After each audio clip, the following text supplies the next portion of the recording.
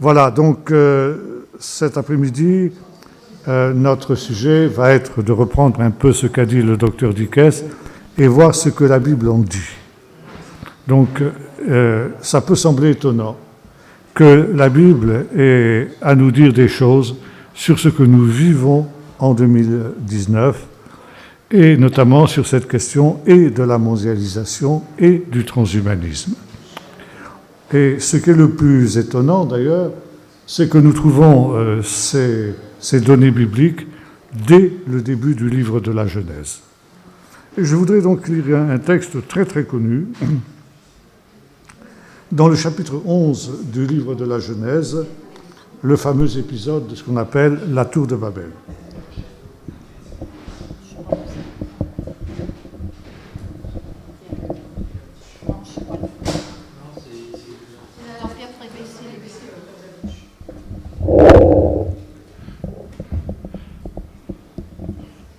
Voici ce que nous est dit donc. Or, toute la terre parlait un même langage, avec les mêmes mots. Partis de l'Orient, ils trouvèrent une vallée au pays de Shinéar, et ils y habitèrent. Ils se dirent l'un à l'autre, allons, faisons des briques, cuisons-les au feu. La brique leur servit de pierre, et le bitume leur servit de mortier. Ils dirent encore, allons, bâtissons-nous une ville et une tour, dont le sommet touche au ciel, et faisons-nous un nom, afin que nous ne soyons pas disséminés à la surface de toute la terre. L'Éternel descendit pour voir la ville et la tour que bâtissaient les fils des hommes. L'Éternel dit, voilà un seul peuple, ils parlent tous un même langage, et voilà ce qu'ils ont entrepris de faire. Maintenant, il n'y a plus d'obstacle à ce qu'ils ont décidé de faire. Allons, descendons, et là, confondons leur langage, afin qu'ils n'entendent plus le langage des uns des autres. Et l'Éternel les dissémina loin de là, sur toute la surface de la terre, et ils cessèrent de bâtir la ville. C'est pourquoi on l'appela du nom de Babel, car c'est là que l'Éternel confondit le langage de toute la terre, et c'est de là que l'Éternel les dissémina à la surface de toute la terre. Quelques versets encore au chapitre précédent, le chapitre 10, que l'on appelle la table des nations, parce qu'elle définit 70 nations qui sont sorties justement de cet épisode de la tour de Babel que nous avons lu précédemment. Et notamment, le verset 6 nous dit ceci, les fils de Ham furent Cush, Mitzraim, Put et Canaan, les fils de Cush, Sheva, Havila, Sapta, Reama, Sapteka, les fils de Reama, Sheva, Dedan. Cush engendra aussi Nimrod. C'est lui qui fut le premier un vaillant sur la terre. Il fut un vaillant chasseur devant l'Éternel, c'est pourquoi on dit comme Nimrod, vaillant chasseur devant l'Éternel. Il régna d'abord sur Babel, Erer, Akkad et Calné, au pays de Shinéar. Voilà ici un texte qui est considéré encore aujourd'hui dans bien des lieux et par bien des théologiens comme un texte uniquement légendaire, folklorique, et finalement dont nous n'aurions pas grand-chose à tirer. Or, la tradition juive y a vu ici quelque chose d'essentiel, un texte absolument prophétique. Peut-être pour le replacer dans son contexte, les 11 premiers chapitres de la Genèse concernent l'augmentation du péché sur la terre. Ça commence par le péché de l'Éden, ça se poursuit par le meurtre de Ével par Caïn, ça continue ensuite par le péché justement des descendants de Caïn, Tuval-Caïn, qui lui va organiser pour venger une bricole qui lui a été faite de véritables hécatombes des vendettas de la tribu ennemie, et ça continue comme ça jusqu'au moment où arrive le fameux déluge. Le déluge qui est aussi un des moments forts de cette dégradation, de cette décadence de l'humanité, décadence à la fois spirituelle et morale. Les sages se sont demandé d'abord quel est le péché des gens de la génération de Noé. Il nous est dit deux choses, que la terre était remplie de violence. Incidemment, je signale que le mot violence en hébreu se dit Hamas. Et l'on peut traduire la terre était remplie du Hamas. Et ensuite, il est dit chaque chair, ça veut dire y compris les animaux qui d'ailleurs vont subir le même jugement que les hommes, toute chair avait corrompu sa voie. C'est un euphémisme pour dire que tout être vivant avait abandonné sa conduite sexuelle normale pour adopter une conduite sexuelle anormale, à savoir l'homosexualité. Et dans la tradition juive, l'homosexualité est le péché suprême que les êtres humains peuvent commettre. Et lorsqu'on arrive à ce stade de décadence, le jugement de Dieu devient inévitable. Vous retrouvez cette même idée chez Paul au chapitre 1er du livre de l'Épître aux Romains, où Paul fait un parallèle entre l'idolâtrie, qui est le péché suprême des païens, et puis finalement la décadence morale. L'idolâtrie, c'est en réalité le pire péché qu'un être humain puisse commettre, parce que c'est une atteinte à la gloire, à la souveraineté et à la majesté de Dieu. Or, cette gloire de Dieu, nous dit l'apôtre Paul, elle est visible dans la nature. Et Paul dit ceci, parlant de ces païens qui n'ont pas la révélation biblique qu'avaient les Juifs, mais il dit, néanmoins, bien que n'ayant pas cette révélation biblique, ils sont inexcusables parce que, justement, la gloire de Dieu éclate dans la nature, dans la création, comme le dira le psaume 19, les cieux racontent la gloire de Dieu, et la rakia, c'est difficile à traduire, l'étendue manifeste sa puissance. Et Paul dit, en quelque sorte, Paul dit ceci, plus une civilisation est idolâtre, et plus en même temps elle est moralement corrompue. Parce qu'il y a une proportionnalité entre l'idolâtrie et la décadence morale, et donc le laxisme moral. Et Paul dit ceci, parce qu'ils n'ont pas connu Dieu dans sa gloire et ne lui ont pas rendu honneur comme Dieu, Dieu les a livrés à leur sens réprouvé pour qu'ils commettent des choses abominables. Et Paul évoque justement les différents aspects de cette décadence morale jusqu'au moment où il arrive à l'homosexualité. Les femmes ont abandonné l'usage naturel de l'homme pour s'enflammer les unes pour les autres de passions infâmes, les hommes d'eux-mêmes se sont enflammés les uns pour les autres, etc. Bon, c'est clair. Et Paul dit ceci, non seulement comme ils connaissent le juste jugement de Dieu sur ceux qui commettent de pareilles abominations, et ça c'est un mot très fort en hébreu, toeva, c'est l'abomination, l'infamie, enfin bref, un des mots les plus forts qu'on puisse imaginer. Bien qu'ils connaissent le juste jugement de Dieu sur ces choses, non seulement ils les commettent, alors le terme grec est aussi assez difficile à traduire, on traduit en général, ils approuvent ceux qui les font, mais c'est plus que ça. Il y a le mot didaké dans ce mot grec, signifie enseigner. Ils enseignent aux autres de faire ces choses-là. Ça, c'est du jamais vu dans l'histoire, pratiquement. Le professeur Kaufmann, qui était professeur de l'histoire de la... Comment on dit, Toldot Emuna israélite, l'histoire de la foi israélite, la foi d'Israël, expliquait que pour lui était la grande différence entre les religions païennes et le judaïsme, donc le christianisme qui en avait aussi hérité.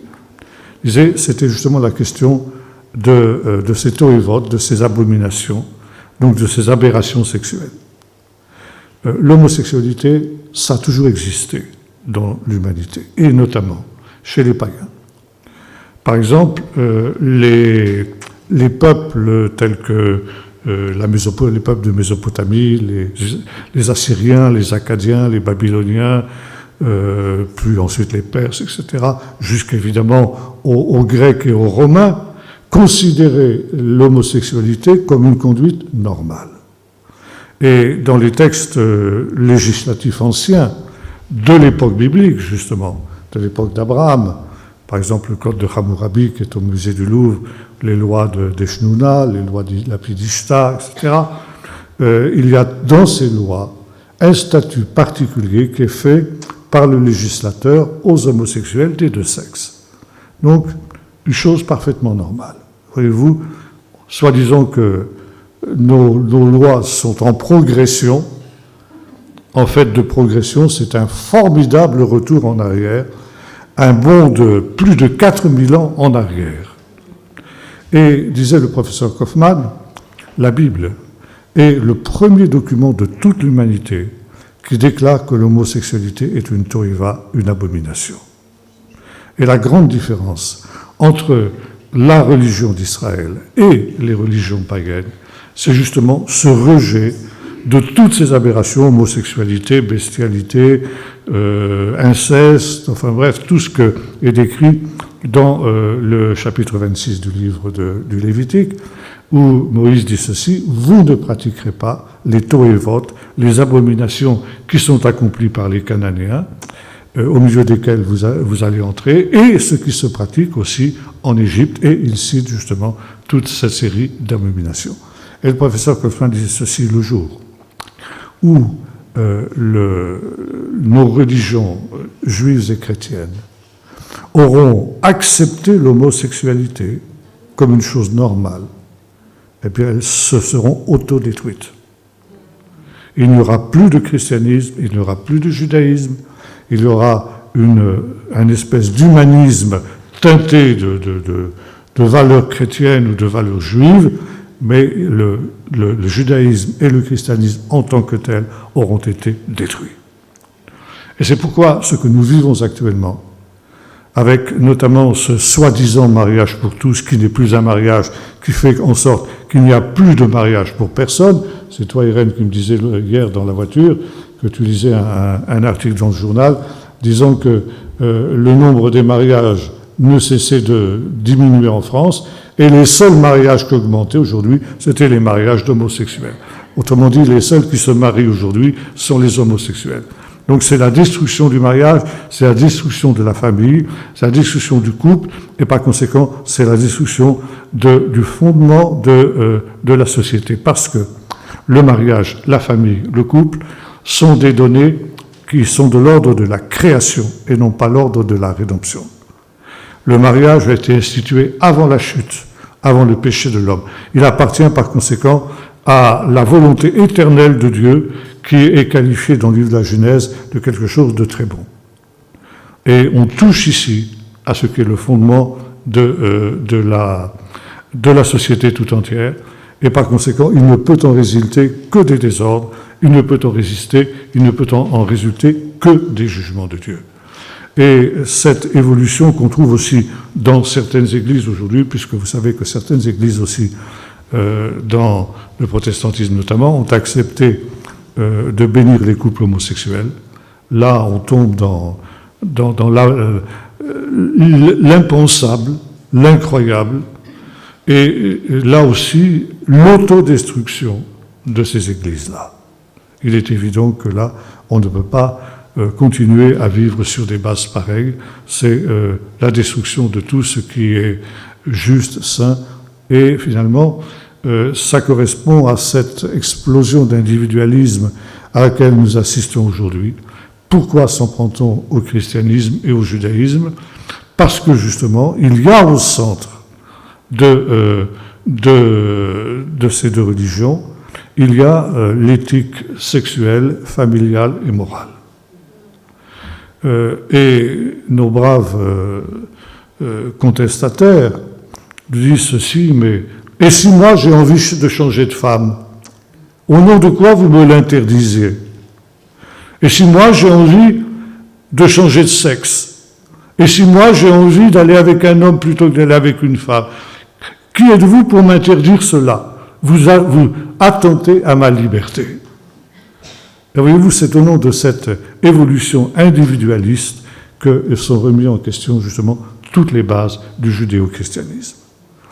Et donc, le déluge, pour revenir ici à notre propos, est le premier grand jugement de Dieu sur cette réalité. Et Paul nous dit que quand on arrive à ce stade d'idolâtrie, eh bien, Dieu lui-même, en livrant les hommes à leur sens réprouvé, ce qu'on appelle en hébreu Yotzer Hara'a, ça veut dire la mauvaise tendance qui est dans le cœur de chaque homme, eh bien, c'est déjà le jugement de Dieu. Le jugement de Dieu est déjà commencé quand on se trouve dans une situation de ce type-là. Et vous savez aussi bien que moi qu'aujourd'hui, on veut même enseigner ces choses dans nos écoles à nos enfants dès l'âge de 3-4 ans à l'école maternelle. Il est question de faire venir des homosexuels dans ces écoles pour enseigner à nos enfants qu'on peut, si on a envie, si tu es un petit garçon et que tu as envie de devenir une petite fille, tu peux le faire, et vice-versa. Et on expliquera ce que c'est que l'union homosexuelle, etc., dès l'âge de 3-4 ans. Ça correspond exactement à ce que Paul dit. Ils enseignent aux autres de faire ces choses, bien qu'ils connaissent le juste jugement de Dieu sur ceux qui commettent de pareilles abominations. Donc, Dieu trouve finalement un seul homme qui s'inscrit en faux contre cette évolution-là, c'est Noé. Et Noé va être le point de départ de ce que Dieu pense être une nouvelle création, un nouvel Adam et une nouvelle origine d'un nouveau monde qui va sortir justement des eaux du déluge. Et puis finalement, quand nous lisons ce que nous dit la Bible, j'ai dit que Noé donc arrive à un stade où il plante une vigne, il s'enivre et il se découvre dans sa tente. Il nous est dit que Ham, son fils cadet, voit la nudité de son père. Alors ça aussi, c'est une expression qui est un euphémisme dans la Bible. Voir la nudité d'une personne, ça veut dire avoir des relations sexuelles avec cette personne. Dire que Ham a vu la nudité de son père, ça veut dire qu'il a eu des relations homosexuelles avec son père. Et là, pour Dieu, c'est catastrophique. Voilà qu'il a exterminé l'humanité à cause justement de ce péché qui était répandu. Et cette famille sur laquelle il avait misé, cette famille de Noé, à peine le déluge est-il terminé, que cette famille retombe exactement dans le même péché, exactement dans les mêmes ornières. Alors Dieu est découragé, il dit, mais il n'y a rien à faire. Les pensées du cœur de l'homme sont mauvaises dès sa jeunesse. À quoi ça me servirait de redétruire une nouvelle fois l'humanité et de recommencer? Parce que finalement, s'il y a un deuxième Noé qui devait sortir de cette affaire, eh bien, lui aussi, ses descendants ou lui-même tomberaient dans le même travers. Alors Dieu va changer de stratégie. Et donc, il va choisir de créer un peuple du sein des nations, le peuple d'Israël, dont le but sera, d'abord dans un premier temps, Dieu va enseigner à ce peuple de faire la différence entre le bien et le mal. Et ça, c'est le premier point que Dieu emploie justement pour essayer de réparer cette brisure du monde, comme on le dit en hébreu. Et ensuite, ce peuple d'Israël, ayant lui-même été éduqué dans cette vision de la différence entre le bien et le mal, va être chargé par Dieu d'enseigner cette différence à toute l'humanité. Et cette humanité, donc, se met en route en direction d'une plaine, la plaine de Shinar, c'est-à-dire la Mésopotamie, plaine très riche et très fertile à cause de ces deux fleuves que sont le Tigre et l'Euphrate en particulier. Et là, finalement, ils décident de s'y établir. Et ils vont donc ici créer une ville. Intéressant de noter que dans la Bible, la ville, c'est une notion très négative. Ce n'était pas la volonté de Dieu que l'homme habite dans des villes. Et le premier bâtisseur d'une ville, c'est Caïn. Ville qui est en quelque sorte une volonté de l'homme de reproduire le paradis perdu. Les hommes sont chassés du paradis perdu et ils ont toujours cette nostalgie du paradis perdu. Mais le retour en arrière est impossible parce qu'il y a des chérubins avec l'épée flamboyante qui empêchent le retour à l'Éden. Et la volonté de Dieu, c'est de dire à l'homme, il y a un chemin devant toi. Un chemin qui est marqué par un avenir et une espérance. Un chemin qui est une promesse. Il faut que tu ailles de l'avant, quoi qu'il en soit. Le pèlerinage, tu as choisi la mauvaise part, bon, tu vas en subir les conséquences. J'aurais voulu t'épargner la connaissance expérimentale du mal. Tu as choisi d'avoir cette connaissance expérimentale. Bien, tu vas l'assumer jusqu'au bout. Mais ce n'est pas le dernier mot. Au-delà, justement, de ce pèlerinage douloureux que tu vas accomplir sur la terre, eh bien, il y a une autre réalité. Un autre but que moi je te fixe. Et pour atteindre ce but, tu n'as qu'une seule solution, c'est de faire confiance dans mes promesses. Et l'humanité part en exil. L'exil, c'est toujours un jugement de Dieu. Le premier couple part en exil de l'Éden. Et finalement, l'humanité qui est issue du déluge, elle part aussi en exil. Mais elle désire se fixer. Et à l'instar de Caïn, elle va construire une ville. Ville, en hébreu, ça se dit « ir ». Et ça vient d'une racine qui signifie « maudire ». La ville, c'est l'endroit d'une malédiction. Malédiction parce que là, justement, comme nous allons le voir, s'ajoute ce qu'il y a de négatif dans l'être humain. Et la ville, c'est ce désir de l'homme de retrouver le paradis perdu, de se fixer et de reconstruire cette réalité dont il a été chassé, mais à le faire sans Dieu. Et le faisant sans Dieu, eh bien, ce paradis dont il rêve va en réalité devenir un enfer. Et c'est tout ce que nous enseigne justement cet épisode de la tour de Babel. Les hommes arrivent et ils construisent une ville.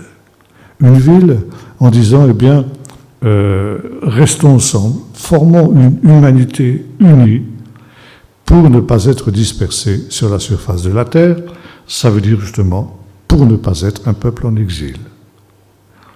Et ils vont construire la ville et la tour.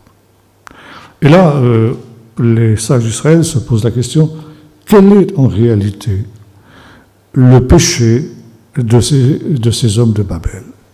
Qu'est-ce qui va leur valoir ce jugement de Dieu? La tradition juive nous dit c'est un péché qui est aussi grave aux yeux de Dieu que l'a été justement le péché de la génération du déluge. Pouvons-nous imaginer pire péché que celui-là? Quel peut donc bien être ce péché?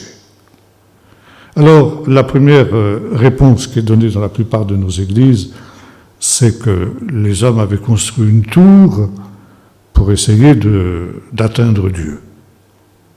Bon, les tours en Mésopotamie, on les appelle les ziggurats. Pratiquement chaque ville de Mésopotamie à cette époque-là a son ziggurat, c'est-à-dire une tour à étage comme ça.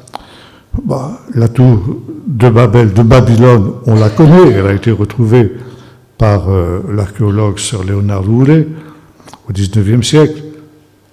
C'est une taupinière. Comment voulez-vous que Dieu prenne ombrage d'un bâtiment aussi médiocre et aussi banal que celui-là? Finalement, Dieu serait-il contre les bâtiments élevés, contre la tour Eiffel, la tour Montparnasse ou des choses comme ça? Non. Alors, deuxième réponse, c'est de dire, justement, Dieu voulait qu'ils se dispersent sur toute la surface de la terre et ils ont voulu rester ensemble. Or, là aussi, cette explication ne tient pas, parce que dans la Bible, nous avons vu l'exil est une malédiction, mais le rassemblement, au contraire, est une bénédiction. Le fait d'être ensemble est une bénédiction. Confère le psaume 133, qu'il est bon, qu'il est doux pour des frères d'être ensemble. Et qu'est-ce que c'est que l'Église? L'Église, c'est justement le rassemblement. Ekklésia, en grec, Ek en dehors d'eux, Clésios appelé, donc appelé à être ensemble. L'Église, c'est le rassemblement de frères qui se retrouvent, qui s'aiment et qui vivent justement cette communion fraternelle qui est exposée dans le psaume 133, qu'il est bon, qu'il est doux pour des frères d'être ensemble. C'est là que Dieu envoie la bénédiction. Donc, on peut dire d'une certaine manière que cette volonté des hommes de Babel d'être ensemble, c'est quelque chose de positif. Alors, quel est le péché de ces gens-là? Eh bien, ça nous est dit, faisons-nous un nom. Et là, nous avons un peu de mal, nous, occidentaux, à comprendre cette expression. Parce que, pour nous, un nom, c'est quoi? C'est une écriture sur un registre d'état civil, sur une carte d'identité, sur un passeport, mais finalement, ça n'a pas une très très grande importance. Pour la Bible, le nom, c'est quelque chose de très important. C'est la manifestation de ce que l'être qui est ainsi nommé a de plus intime. Et en même temps, c'est quelque chose qui touche à une relation particulière avec l'environnement. Par exemple, quand Dieu crée au commencement, dans le chapitre 1er du livre de Genèse, il donne des noms à ceux qu'il a créés. La lumière, il l'appelle jour. Les ténèbres, il l'appelle nuit. L'amas des eaux, il l'appelle mer. Le sec, il l'appelle terre. Ainsi de suite. Dieu donne des noms à ceux qu'il crée, et en même temps, il pose des jugements de valeur. Il déclare la lumière bonne et les ténèbres mauvaises.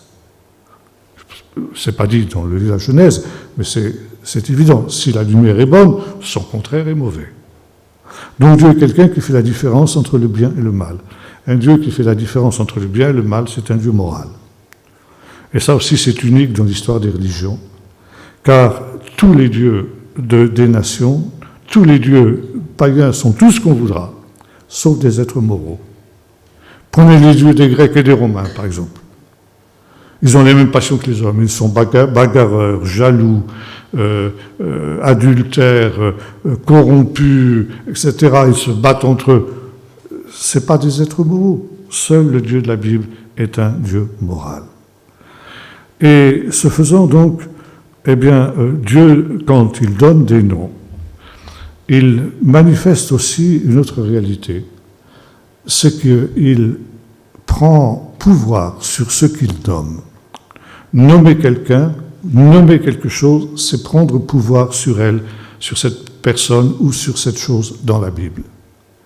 Et quand il nomme les réalités qu'il a créées, Dieu dit en réalité ceci, eh bien, c'est l'œuvre de mes mains. J'ai autorité sur ces choses, mais en même temps, j'ai des responsabilités vis-à-vis de ce que j'ai créé. Et Dieu va confier une responsabilité de ce type à l'homme, la seule de ses créatures. Et quand il va bénir de ces créatures, qui va avoir cette responsabilité-là.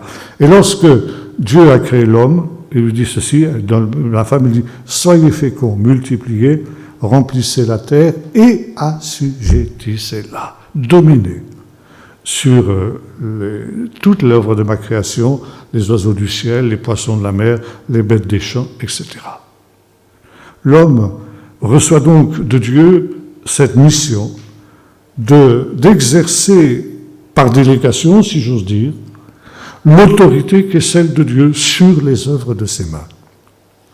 Et une des premières choses que Dieu fait quand il a créé l'homme, après s'être rendu compte qu'il n'est pas bon que l'homme soit seul, c'est de faire venir tous les animaux vers lui pour que l'homme les nomme. Et en nommant les animaux, l'homme accomplit l'ordre que Dieu lui a donné de dominer sur les animaux.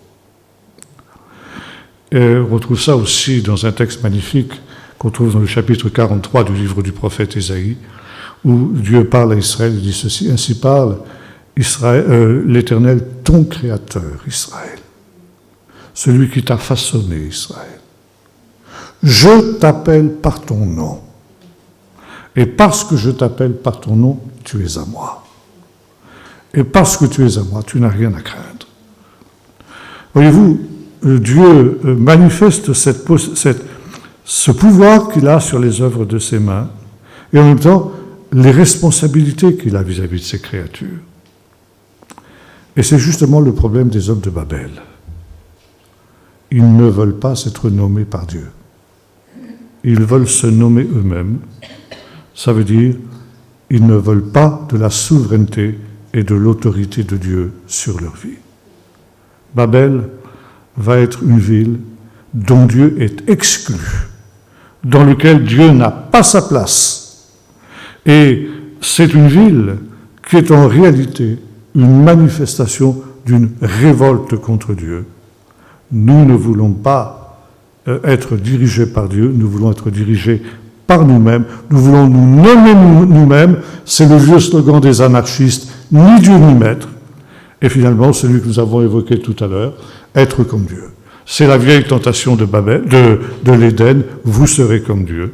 Et Babel, c'est la manifestation de cette hubris, comme disaient les Grecs, c'est-à-dire de cet orgueil qui est dans le cœur de l'homme et qui l'incite justement à être comme Dieu. Et, en quelque sorte, les hommes de Babel disent, eh bien, à Dieu, tu vas voir ce que nous sommes capables de faire. Tu vas voir que nous, sans toi, nous sommes capables de recréer cet Éden dont tu nous as chassés. On va créer une ville magnifique. On va créer une civilisation mondiale qui va être une civilisation magnifique, où chaque être humain sera heureux, sera épanoui. Et ça, justement, c'est le péché des hommes de Babel. Toute allusion, évidemment, à des réalités actuelles ne serait que pure coïncidence. Vous l'avez compris. Mais vous voyez à quel point déjà la Bible avait ce caractère prophétique, annonçant justement ce que nous sommes en train de vivre. Et à la tête de cette entreprise, il va y avoir un personnage très particulier, évoqué dans le chapitre 10 qui précède, Nimrod. Nimrod, qui est qualifié de homme vaillant, Gibor, on est en hébreu, et puis ensuite Gibor Haïl, ça veut dire, traduit par vaillant, Gibor Tsaïl, excusez-moi, vaillant chasseur devant l'Éternel. En réalité, Nimrod est un mot qui vient d'une racine hébraïque, Limrod, qui signifie se révolter. Nimrod, c'est le révolté. Non seulement celui qui se révolte contre Dieu, mais celui qui entraîne toute l'humanité ancienne dans une première révolte contre Dieu. Et là, il nous est dit que toute la terre avait une même langue. La langue, c'est l'expression de la pensée. Et déjà, les sages d'Israël au Moyen-Âge disaient, eh bien, une des caractéristiques de la Babel, c'est qu'ils avaient une même pensée, on dirait aujourd'hui une pensée unique, une même intention. Il n'y avait plus de liberté de conscience, il n'y avait plus de liberté de penser. Il fallait obligatoirement penser comme le patron, comme le maître, qui était justement ce fameux Nimrod. Nimrod, le révolté. Et Nimrod est un homme qui va donc aussi construire cette tour qu'il va nommer donc en hébreu, pas en hébreu, en acadien, Bab Illin, qui va donner en grec Babylone. Bab Illin, ça veut dire en acadien, Bab c'est la porte, Illin, Il c'est Dieu, donc les dieux, la porte des dieux. Ça veut dire, qui sont les dieux? C'est nous les hommes. Et la légende juive, là on est dans le domaine de la légende cette fois-ci, nous dit que Nimrod avait été jusqu'à dresser une statue de lui-même au sommet de la tour, avec un arc tendu vers le ciel, avec une flèche qui visait Dieu. Donc il manifestait cette volonté de révolte, de haine contre Dieu qui était la sienne, une civilisation sans Dieu. Et la tradition juive va nous dire que, eh bien, très rapidement, ce paradis que les hommes avaient imaginé, que Nimrod avait imaginé, va devenir un véritable enfer. Et la tour et la ville vont être la manifestation justement de cette décadence de l'humanité. pourquoi une tour? Alors la tradition juive nous dit ceci. Parce que cette tour était en réalité un observatoire sur lequel Nimrod avait des sentinelles. Et depuis le sommet de la tour, on avait une vue sur toute la ville de Babylone. Et les observateurs qui étaient sur la tour pouvaient voir ce qui se passait dans chacune des maisons de la ville. Si bien que tous les citoyens étaient constamment observés jour et nuit, et rien n'échappait justement à un système qui est devenu un système totalitaire. Là aussi, ça rejoint Orwell à fond, et ça aussi, toute allusion à des réalités présentes serait une pure coïncidence. Et je lisais dernièrement, et je ne sais pas, on n'en a peut-être pas parlé à table, de cette nouvelle génération du numérique qui vient, qu'on appelle le G5, quelque chose comme ça, et qui va faire en sorte qu'avec je ne sais pas combien de dizaines, voire de centaines de satellites artificiels qui vont être lancés et qui vont pouvoir observer tout ce qui se passe, avec des relais pratiquement sur toute la Terre, eh bien, plus personne ne sera à l'abri dans une intimité. Ces ondes peuvent passer au travers des murs, voir ce que vous faites dans votre propre maison. Ça veut dire que vous n'avez plus la moindre intimité possible. Et ça veut dire que vous n'avez plus la moindre liberté. Car liberté signifie une certaine opacité et un certain incognito. C'est la fin de la vie privée. Nous sommes en train de vivre cette évolution-là. Et par conséquent, c'est le vieux retour à cette histoire de Babel dont nous avons parlé. Et la tradition juive, c'était un monde inhumain, d'un homme fasciné et d'un homme aliéné. Et le but de cette civilisation, c'était justement le luxe, mais en même temps l'oppression.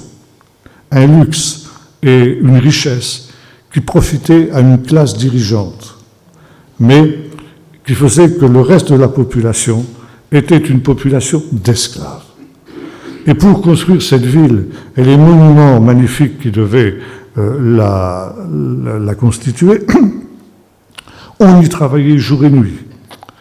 Il y avait des équipes qui se relayaient. Et même, dès qu'une femme accouchait, on lui prenait son enfant pour qu'elle puisse continuer à travailler.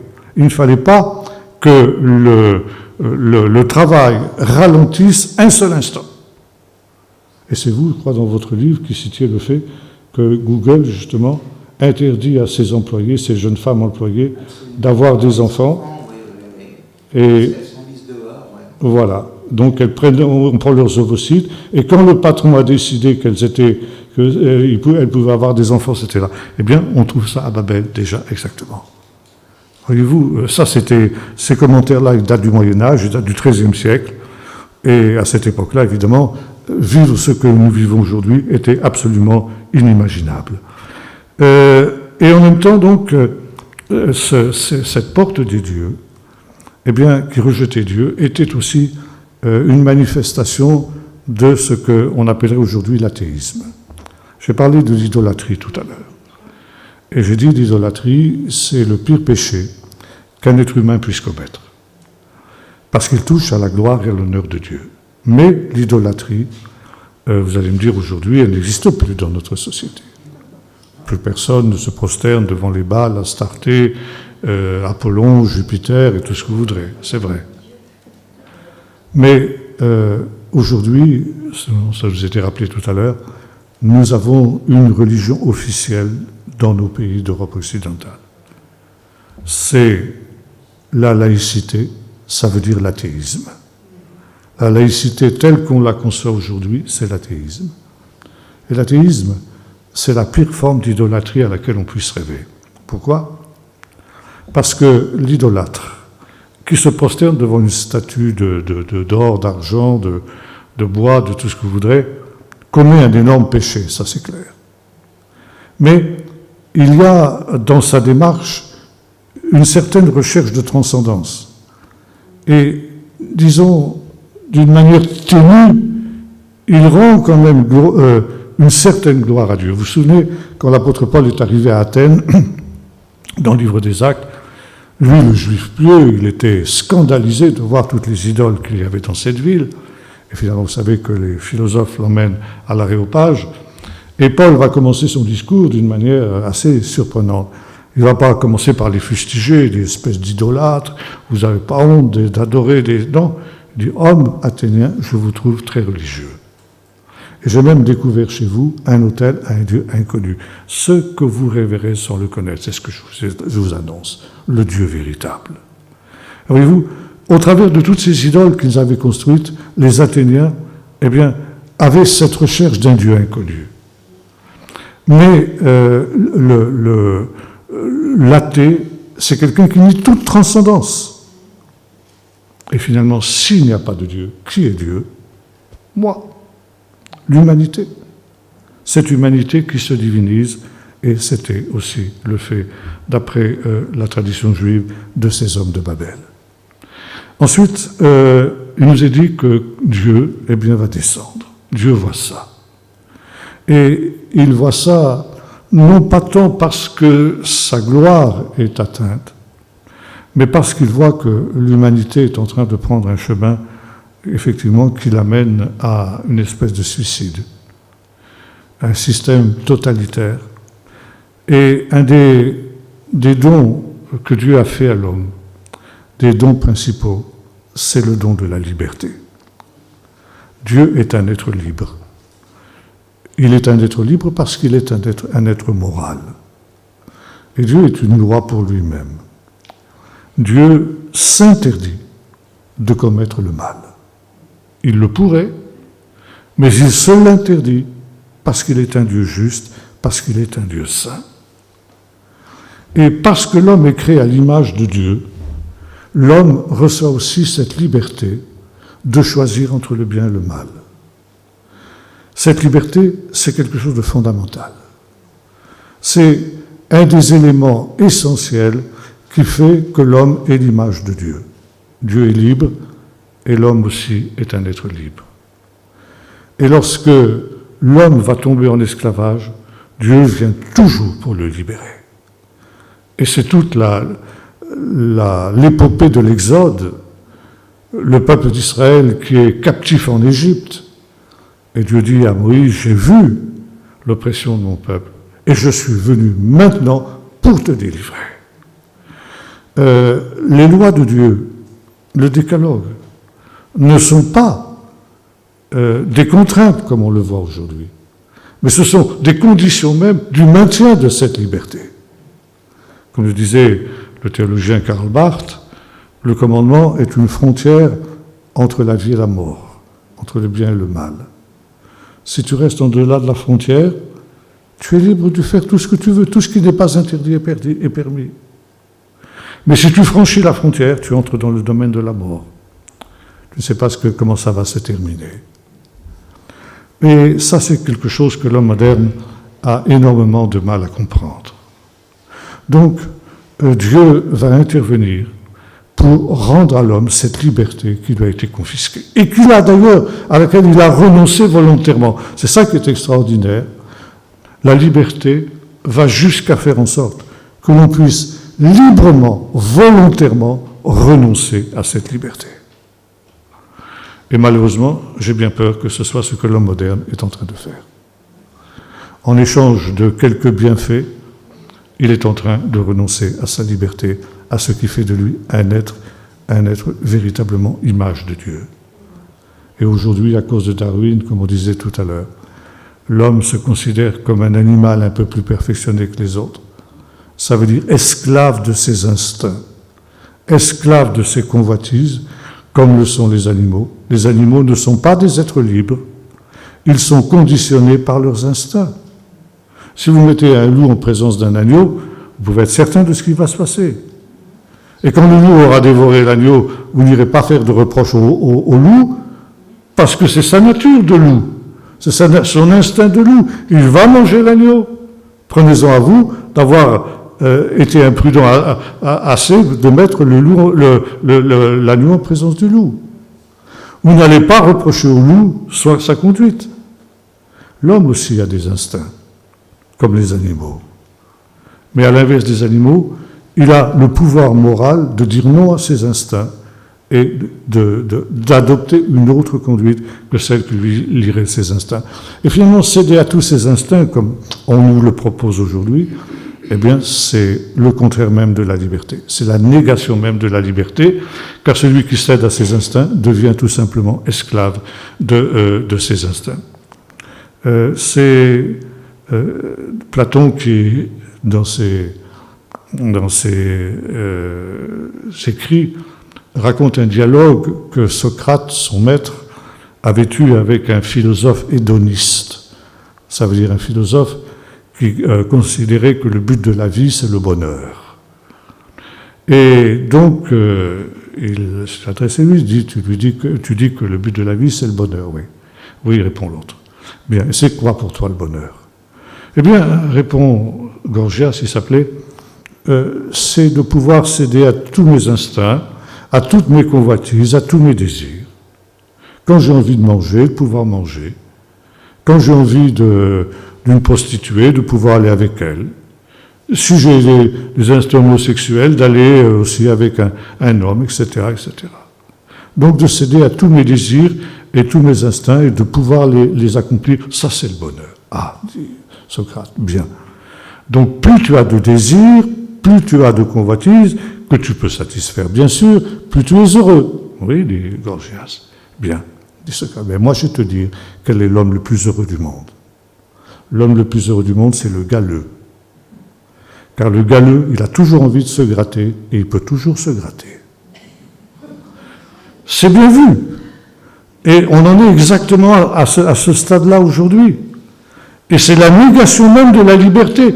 Car si tu cèdes à tous tes instincts, tu es comme un animal. Tu es tout simplement privé de ta liberté. Tu renonces à ta liberté. Aujourd'hui, on va plus loin. Tu es une machine un peu plus sophistiquée que les autres. Tu vas être maintenant dirigé par une intelligence artificielle. Tu vas devenir un super ordinateur. Et un ordinateur, c'est quoi? C'est une machine qui est aussi programmée.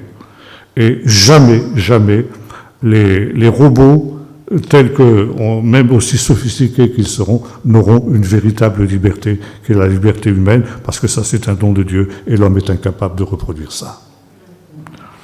Alors, Dieu descend pour essayer de rendre à l'homme sa liberté, libérer cette humanité de cette emprise totalitaire à laquelle Nimrod l'a soumis. Et donc, ça va se traduire par une incompréhension d'abord du langage. Le langage va changer, et aussi ça explique pourquoi les hommes vont être différents les uns des autres. Babel, ça va devenir non pas la porte d'une humanité qui s'est divinisée, Bab-Ilin, mais la Bible appelle Bavel. Ça veut dire le bouleversement, la confusion, un lieu de confusion. Un lieu où tout le monde parle et où personne n'écoute personne. Un lieu où tout le monde parle et personne ne comprend personne. Un lieu de non-communication. Et quand je regarde notre monde moderne, je constate aussi que c'est quelque chose qui est tout à fait actuel. On a des moyens de communication comme on n'en a jamais eu dans l'histoire. Vous pouvez communiquer en temps réel avec Melbourne, avec San Francisco, avec Santiago du Chili, etc. Et on communique quoi?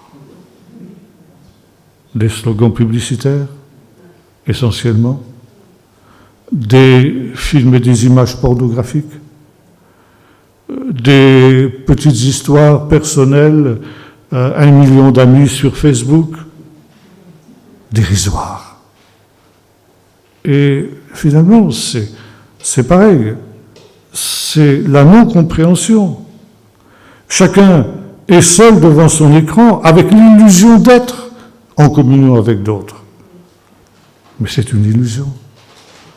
C'est le contraire même de l'Église, tel que justement le Seigneur l'a conçu, ce lieu d'être ensemble, ce lieu de rassemblement. Maintenant, vous pouvez vivre pratiquement dans vos 4 murs sans avoir de contact avec qui que ce soit.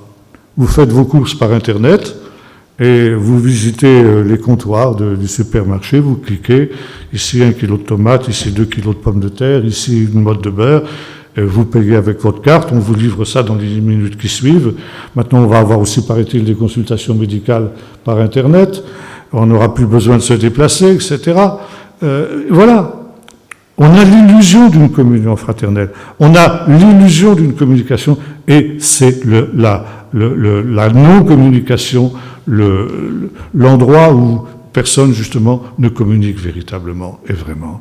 Il en va de même pour les jeux. Quand on voit maintenant ces gens, je racontais l'autre jour, je voyageais de Nantes à Nice dans un avion, et j'étais à côté d'un jeune couple qui partait en voyage de noces. Et dès que l'avion était décollé, au lieu de, comme c'était autrefois le cas, de sortir un journal, un livre, eh bien, ils ont sorti leur smartphone, et puis voilà. Et pendant tout le voyage, 1h30 qu'a duré le voyage, ils n'ont pas échangé une parole. J'ai dit, ben dis donc, ça commence bien. Ils sont au début de leur vie conjugale, qu'est-ce que ce sera dans 50 ans, si 50 ans il y a. Et de temps en temps, je jetais un petit coup d'œil quand même pour voir ce qui les fascinait, ce qui les intéressait tant. Je voyais des petits carrés jaunes, rouges, verts, jaunes, de toutes les couleurs. Moi, je me souvenais que quand j'étais à l'école maternelle, on collait des gommettes comme ça. Complètement infantile. Ils étaient là, passionnés par ce truc-là. Et on voit les enfants, les jeunes maintenant aussi, qui sont là, on ne sait plus jouer. Les jeunes d'aujourd'hui ne savent plus jouer. Le jeu, qu'est-ce que c'est? C'est une activité sociale. On joue avec d'autres. Il y a des échanges, etc. Mais aujourd'hui, on joue tout seul. On joue aux échecs devant un écran, comme disait un homme, un passionné d'échecs. Il dit, c'est formidable maintenant que je suis que j'ai mon ordinateur. J'ai un partenaire toujours prêt à jouer aux échecs avec moi. Et son ami lui a répondu, non, tu n'as pas de partenaire. Tu es devant un écran, simplement. Tu as l'illusion d'un partenaire. Car quand tu joues aux échecs, on peut, pendant toute la partie, pratiquement n'échanger aucune parole avec son partenaire. Mais il y a toujours une communication qui se fait. On bouge une pièce et l'autre réagit. Je garde la tête. Il souffle un peu. On dit, tiens, j'ai marqué un point. Il réagit. C'est moi qui maintenant... Ah! Il y a une communication qui se fait même sans parole. Avec une machine, avec un écran, où est la communication? Aucune. Et voilà donc ici cette humanité qui va donc partir en exil. Elle se répand sur toute la terre. Et ça, c'est un acte de la miséricorde de Dieu. Parce qu'il brise justement cette entreprise totalitaire de mondialisation. Et de telle sorte que si quelqu'un se trouve esclave dans un pays, il peut passer une frontière et aller dans l'autre, et trouver une liberté qu'il a perdue. Et là, il y a un détail très intéressant dans ce récit de la tour de Babel, et qui est d'une actualité brûlante. Il nous est dit, les hommes cessèrent de construire la ville. Ce qui veut dire que Babel est restée une ville inachevée. Inachevée jusqu'à ce jour. Et les sages nous disent, et le vieux rêve de Babel hantera les hommes jusqu'à la fin. Et les hommes auront toujours la tentation de reconstruire et d'achever Babel. Et c'est tous les projets de tous les grands créateurs d'empires, Nebuchadnezzar, les Perses, Alexandre le Grand, Jules César, Napoléon, Hitler, etc. Quelles étaient leurs ambitions?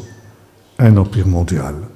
Recréer Babel, un empire mondial qui serait un empire totalitaire. Et jusqu'à maintenant, Dieu n'a jamais permis que ce projet soit concrétisé et réalisé. Et chaque fois qu'on a été sur le point justement de voir ce système mondial se concrétiser, se manifester. Donc Babel est achevé. Dieu est intervenu, comme il l'avait fait ici dans le récit que nous avons lu, pour empêcher justement que Babel ne soit construite. Et elle est restée jusqu'à aujourd'hui en ruine. Mais les sages nous disent, au temps de la fin, Dieu permettra que pour un petit temps, Babel soit achevé enfin. Et quand vous arrivez dans le livre de l'Apocalypse, chapitres 18 et 19, vous voyez exactement ça. La grande Babylone, la grande prostituée, qui est achevée et qui est un empire mondial, un empire totalitaire. Enfin, Babel a été achevé. Et le processus de mondialisation qui est en cours ressemble étrangement à cette vision que nous trouvons dans le livre de l'Apocalypse. Actuellement, grâce à ces moyens qui nous ont été évoqués tout à l'heure par notre ami le docteur Dickès, nous voyons justement comme un véritable filet, une toile d'araignée qui se tisse sur toute la Terre et finalement à laquelle plus personne ne parviendra en fin de compte à échapper. Et c'est ce système totalitaire décrit ici dans notre texte de Genèse 11 qui se manifestera au temps de la fin. Mais justement, il y a une espérance. Et les sages d'Israël ont dit ceci, il n'y a en réalité que deux villes au monde, Babylone et Jérusalem. Et il y a une incompatibilité totale entre ces deux villes. Elles ne peuvent en aucune manière coexister ensemble et exister ensemble. Quand l'une existe, l'autre est forcément en ruine. Lorsque Babylone est construite, dans le chapitre 11 ici de la Genèse, Jérusalem est pratiquement inexistante.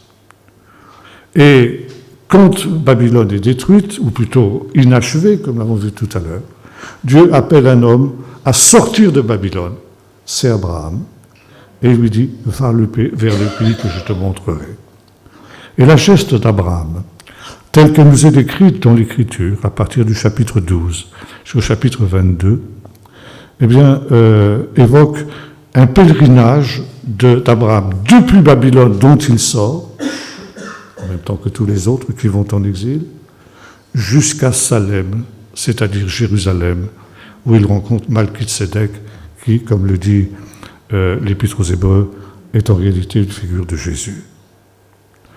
Donc, il va vers Jérusalem. Jérusalem existe parce que Babylone est en ruine.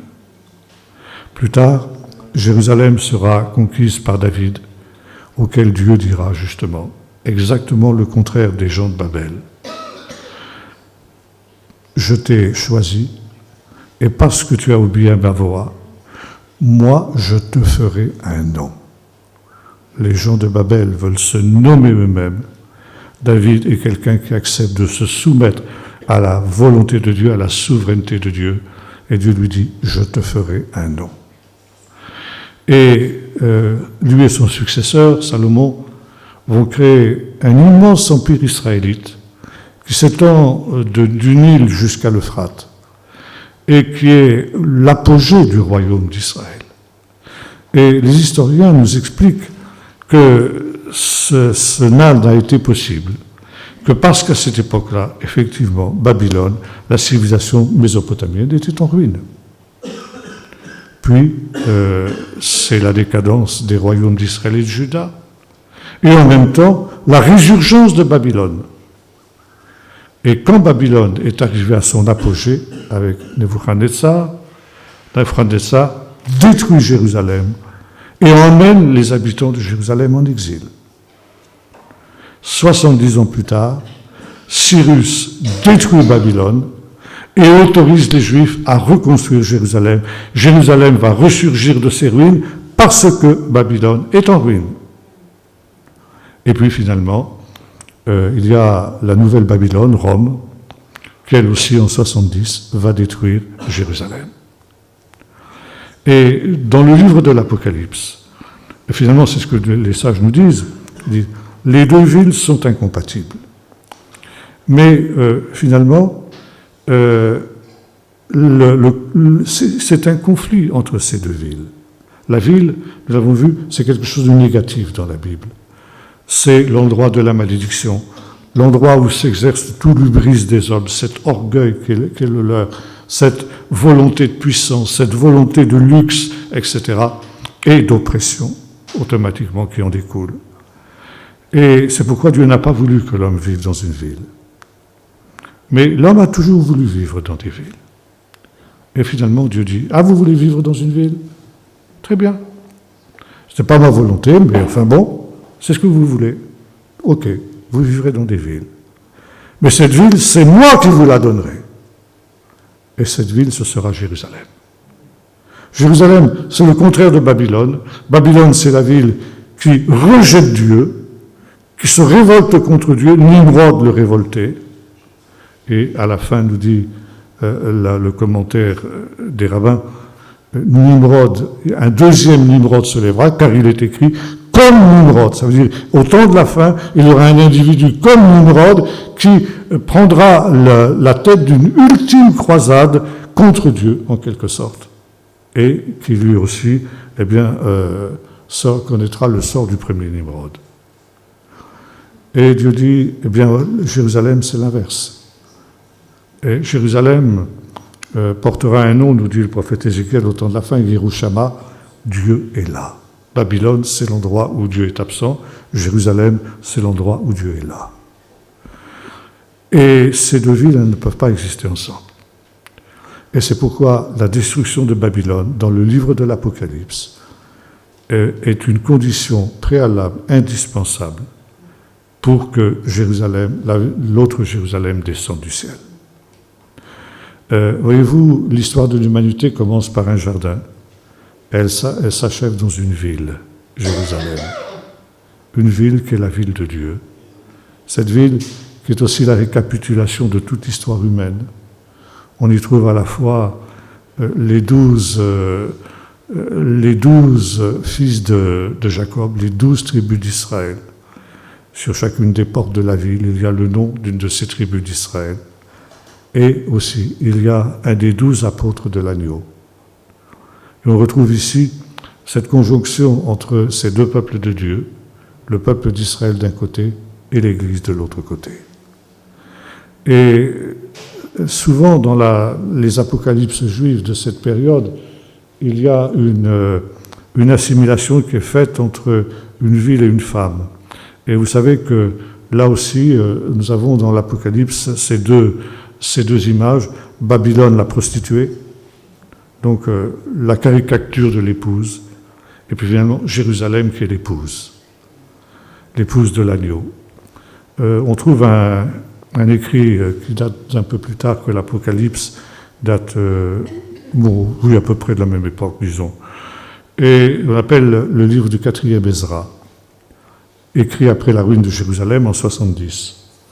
Et là, donc, Ezra, donc l'auteur de le soi-disant auteur de ce livre, on est dans la pseudo-épigraphie, voit une femme en deuil qui est en train de pleurer sous un palmier. Et s'approche d'elle. Il lui dit, qu'est-ce que tu as ? Elle lui dit, ben voilà, j'ai perdu mon mari et tous mes enfants ont été massacrés. Je suis dans une situation terrible. Et le prophète lui dit, ben écoute, je vais prier pour toi. Alors il commence à prier pour cette femme.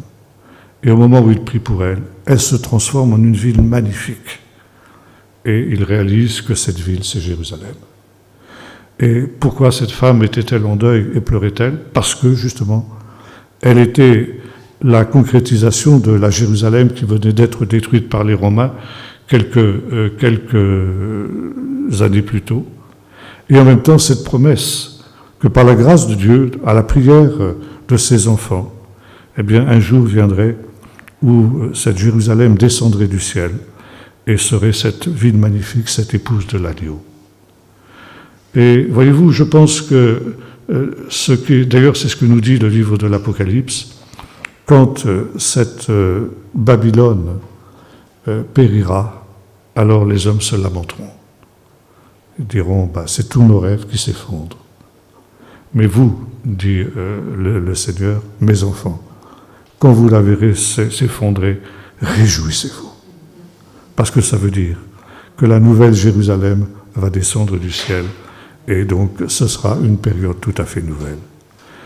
Voyez-vous, nous sommes ici dans un schéma prophétique qui va de la Genèse à l'Apocalypse, avec cette vision de cette grande Babylone qui finalement, dont la destruction, l'achèvement et la destruction, après un court temps, sont le préalable obligé pour l'établissement du royaume de Dieu et de la venue de la Nouvelle Jérusalem.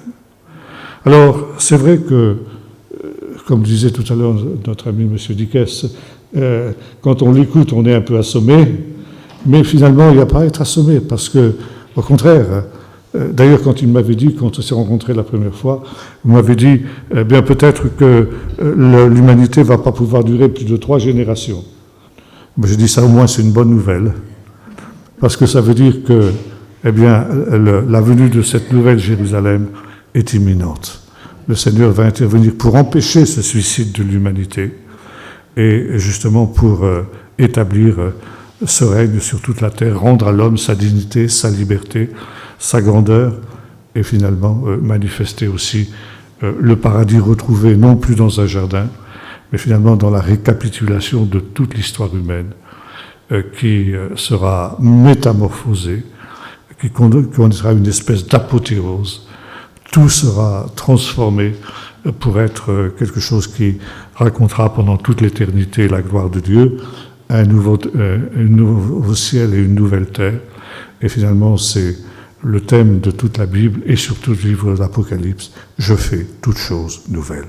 Une nouvelle création. Dieu crée toutes choses nouvelles pour sa gloire, après avoir détruit tout ce qui s'oppose à son plan et tout ce qui est contraire à cette gloire qu'il a voulu manifester au commencement, quand les choses sont sorties de ses mains et qu'il a vu que tout cela était très bon. Eh bien, le Seigneur est en train de refaire quelque chose de très bon, et comme le dit la tradition juive, ce monde-là, eh bien, c'est comme la naissance d'un enfant. L'enfant naît dans la douleur. Jésus dit ça aussi. La femme, quand elle enfante, est dans l'angoisse parce que son heure est venue, mais quand elle a donné le jour à l'enfant, elle ne se souvient plus de sa douleur dans la joie qu'elle a celle de ce qu'un homme est dans le monde. Eh bien, là, on emploie cette expression en hébreu, Yissurei Mashiach, ou Chevelei Mashiach, ça veut dire les souffrances de l'enfantement messianique. Il faut un court temps de souffrance pour que finalement naisse ce monde nouveau, et c'est au travers justement de toute cette réalité que nous avons évoqué ici, que ce monde nouveau va apparaître. Voilà, très rapidement évoqué ce que je voulais vous dire ce soir.